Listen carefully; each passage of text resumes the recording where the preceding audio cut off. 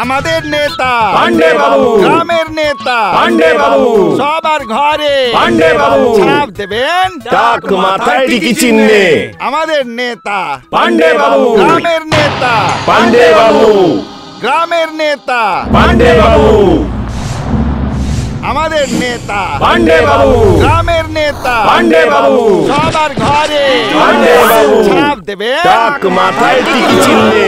আরে পালো গেল কোথায় সব? আমাকে বাঁচাও, আমাকে বাঁচাও, আরে বাঁচাও, আরে বাঁচাও। এ তো আমাদের ষাঁড় ভোলা। ভোলা যদি একবার গুঁতিয়ে দেয় তাহলে প্রধান নির্বাচন দূরের কথা নিজের পায়েই দাঁড়াতে পারবেন না। কেউ আছে? বাঁচাও, বাঁচাও। ওরে বাবা রে, ওরে বাবা রে, ওরে বাবা রে। এবার কি যে হবে, ভোলা তো মেরেও ফেলতে পারে। ওরে বোকা টল, যদি আমায় গুটিয়ে দেয় তাহলে আমার টিকিটে বেঁধে তোদের তুলে তুলে আছাড় দেবো, এটা বলে দিলাম। আমার টিকিট দিবি, গুটোস না বাবা। ওরে ও বলুয়া, থাম না বাবা। ওরে শোন, আমি তো গ্রাম প্রধান, পিটি উষা তো নই। আরে আর তো দৌড়তে পারছি না আমি। আরে তাহলে ওকে ডেকে নাও না। আরে কাকে?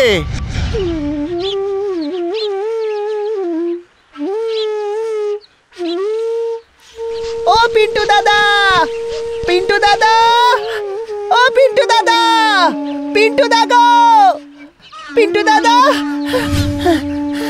আরে কি হয়েছে বিশু, ষাঁড়ের মতো গলা কেন ফাটাচ্ছিস? হ্যাঁ, কারণ ওখানে তোমার ষাঁড় একটা কাণ্ড ঘটিয়েছে গ্রাম প্রধানের সঙ্গে।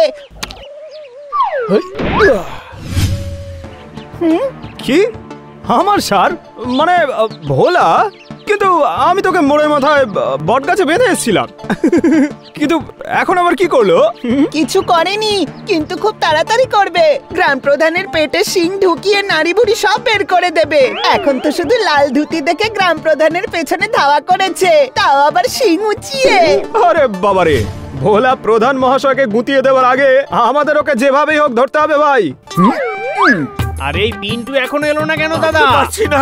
দৌড়ে দৌড়ে গ্রাম প্রধানই না উপরে চলে যায়। ঠাকুর এমন যেন না হয়। এই ভীম, যা না গিয়ে ওই ভোলাকে লাঠির বাড়ি দুঘা দে না। আরে পাগল হলি নাকি? এটা হচ্ছে ষাঁড়, কোনো বেড়াল কুকুর নয়। এই দেখ, আমার কাপড়টাও লাল, এইটা পরে আমি ওর সামনে যেতে পারবো না। সামনে কেন যাবেন দাদা? দূর থেকেই লাগান দুঘা ওই দুই সিংয়ের মাঝখানে ঠিক। আচ্ছা চলুন, আমিও যাচ্ছি। আর দৌড়াতে পারছি না। আরে আরে, এসব কি করছো শঙ্কর দাদা? একটা অবলা জীবকে তোমরা এভাবে মারতে যাচ্ছ? আরে মারবো না তো কি করব আমরা? আমরা না মারলে অত গ্রামের প্রধানকেই মেরে দেবে। আমরাই জানি ওই ভোলা গ্রাম প্রধানের কি অবস্থা করেছে দৌড় করিয়ে করিয়ে।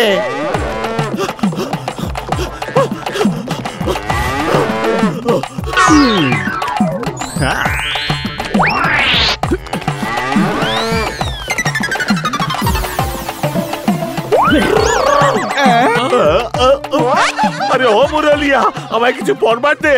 ওই হাঁদাটা তো আমার ধুতি খুলে নিয়ে পালিয়ে গেল। ওরে আমায় কিছু এনে দে বাবা। আরে আমি কি করে দেব? আমি তো নিজেই ভেতরে কিছু পড়িনি।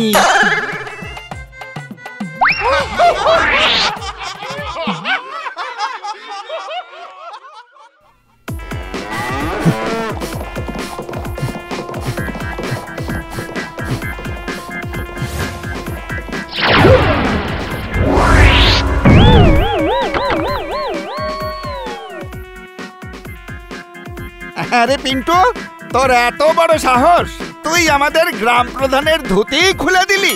যদি গ্রাম প্রধান ধুতির ভেতর কিছু না পড়ে থাকতেন তাহলে একবার ভেবে দেখ কি কাণ্ডটা ঘটতো। আরে অদ্ভুত কথা বলছো তুমি কাকা, এত বয়স হয়ে গেছে তোমার, তবু এখনো মূর্খের মতোই কথা বলছো। আরে তোর সাহস তো কম নয়, আমাকে মুখ্য বলছিস তুই? আরে তা না তো আর কি বলবো। ভোলা গ্রাম প্রধানকে দেখে নয়, গ্রাম প্রধানের এই লাল ধুতি দেখে দৌড়চ্ছিল পেছনে, বুঝলে? তোমার মাথায় তো দেখছি খুব বুদ্ধি। সাবাস পিন্টু বাবু, অসাধারণ। থ্যাংক ইউ বন্ধু। আমার নাম হলো পিন্টু। দেখতে আমাকে যেমনই হোক, কিন্তু ভুলেও ভেবো না আমাকে আহাম্মক। এমন কান টেনে ছিড়বো না, জোড়া লাগাতে মুশকিল হবে, বুঝলে? আখ কাটছিলি না, আখ রোদে শুকিয়ে কাঠি হয়ে গেছে, আর তোর বাজার যাবার সময় হলো না, অকর্মণ্য কোথাকার।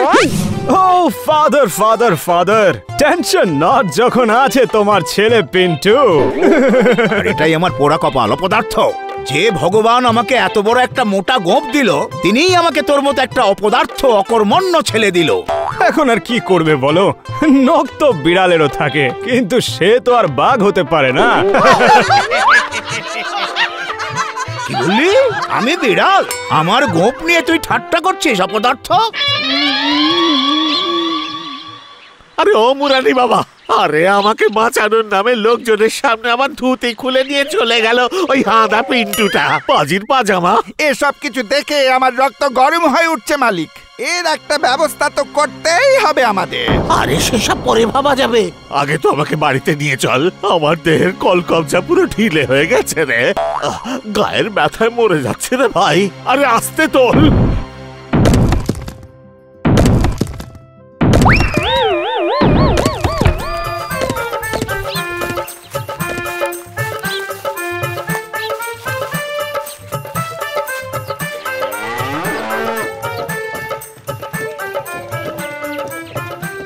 আরে ও বাবু, আমাদের দুজনকে হাট পর্যন্ত নিয়ে যাবে? 10 টাকা ভাড়া দেব, একদম নগদ। হ্যাঁ, আপনি শুধু মুখেই বকবক করেন পণ্ডিত মশাই। আপনি এত বড় একজন কিপ্টে যে আপনার হাত থেকে জল পর্যন্ত গলে না মশাই। আরে কি সব বলছো তুমি? এই দেখো গলল কিনা। না পণ্ডিত মশাই, আপনি আমাকে ক্ষমা করবেন। আমার বলদ এই পাহাড় মানে হলো জিনিসপত্রের বোঝা বহন করে, কিন্তু এই পৃথিবীর বোঝা বহন করে না। আপনাদের দুজনের পাহাড়ের মতন ওজনে আমার গাড়িটা মড়মড় করে ভেঙে পড়বে বলে দিচ্ছি। দেখুন, আমার দ্বারা হবে না, আপনি অন্য কোথাও যান। হ্যাঁ, এই দাঁড়া দাঁড়া বলছি, আমার গিন্নিকে তুই পাহাড় বলছিস? দাঁড়া। নাটক! ও শুধু আমাকে নয়, তোমাকেও পাহাড় বলেছে। এমন কিপ্টে মানুষ বাবা আমি জন্মেও দেখিনি। বললাম একটা ভাড়ার গাড়ি করো, করেছো? এখন শোনো সবার কথা।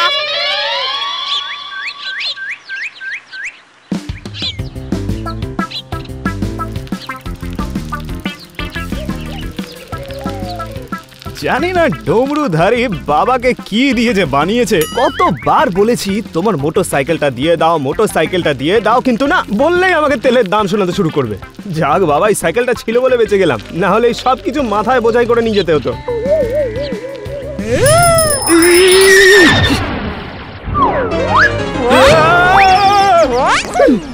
আরে বাবা ভাবিস না, উল্টবে না।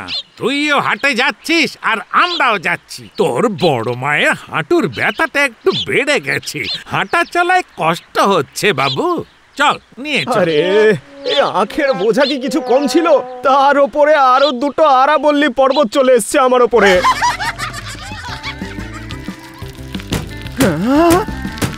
আরে আমার সঙ্গে একটু কথা বল পিন্টু।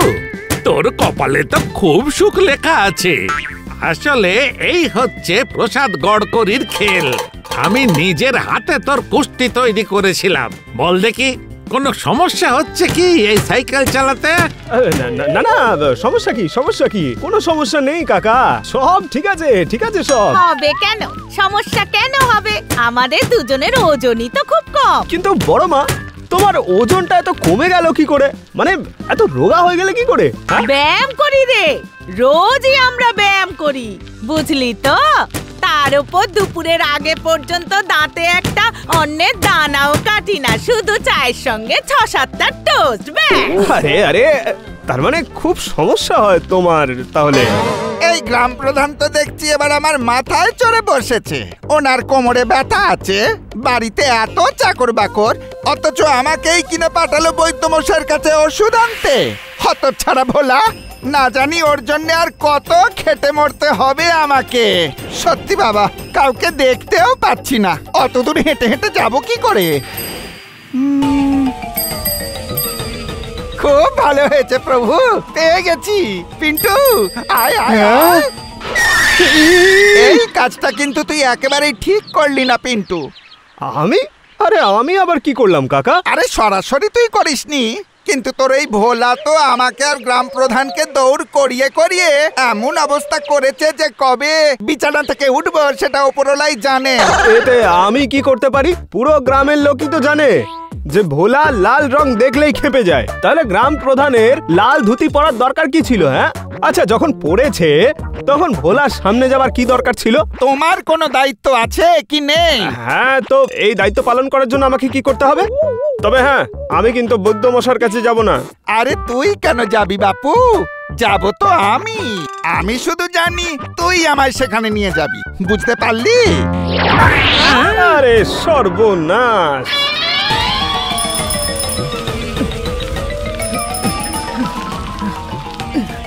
ও মা গো, আমার কোমরটা গেল মা গো।